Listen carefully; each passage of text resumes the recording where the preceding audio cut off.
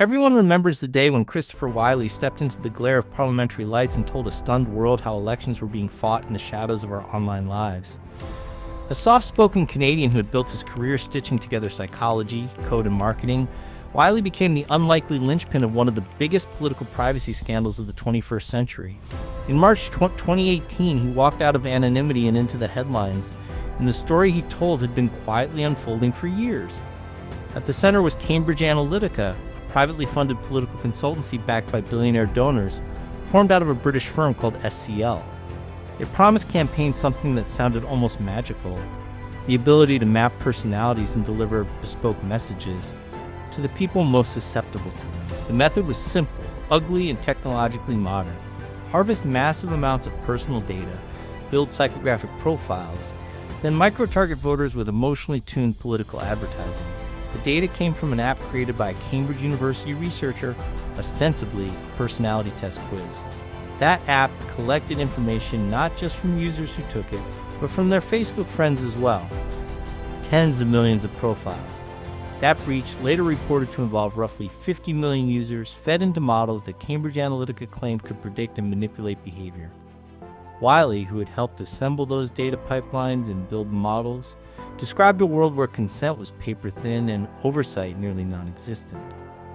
He told lawmakers how the firm sold access to these profiles to political campaigns, including work tied to the 2016 U.S. presidential campaign and Brexit-related efforts.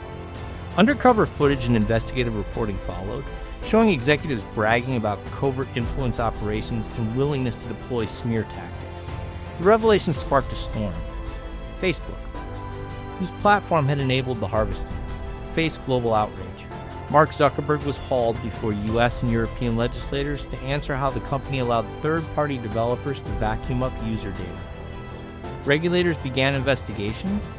In the U.S., the Federal Trade Commission would later fine Facebook billions for privacy failures. Cambridge Analytica folded, filing for bankruptcy in 2018, while questions about what had been done and what effect it had lingered. But the conspiracy at the heart of the scandal was not a tidy, single plot with a binary outcome. It was a systemic loophole run at scale. Wealthy actors leveraging opaque algorithms, lax platform policies, and psychological science to influence democratic processes. Wylie's testimony made clear that influence campaigns no longer needed billboards or broad TV buys.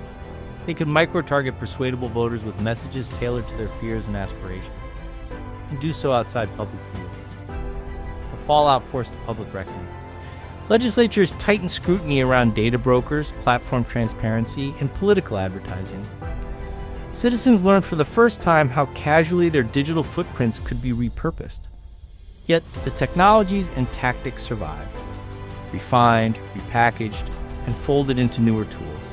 Disinformation networks adapted, platforms tweaked policies, but the appetite for precision political marketing remained. The Cambridge Analytica scandal did not deliver clear-cut answers about who won or lost because of targeted ads. What it did do, and what Christopher Wylie's testimony made impossible to ignore, was expose a new frontier of democratic vulnerability. When private data becomes political ammunition, the lines between persuasion and coercion blur. Years on, the story reads like a cautionary tale for an era that assumed connection would always be benign. Cameras have moved on, companies have paid fines, and some rules have changed. But the architecture that made the scandal possible, profiling people through their digital shadows and using that knowledge in the dark, still exists. Wylie's revelation was a warning. The hard part now, for citizens and lawmakers alike, is deciding whether they will build defenses strong enough before the next breach of trust.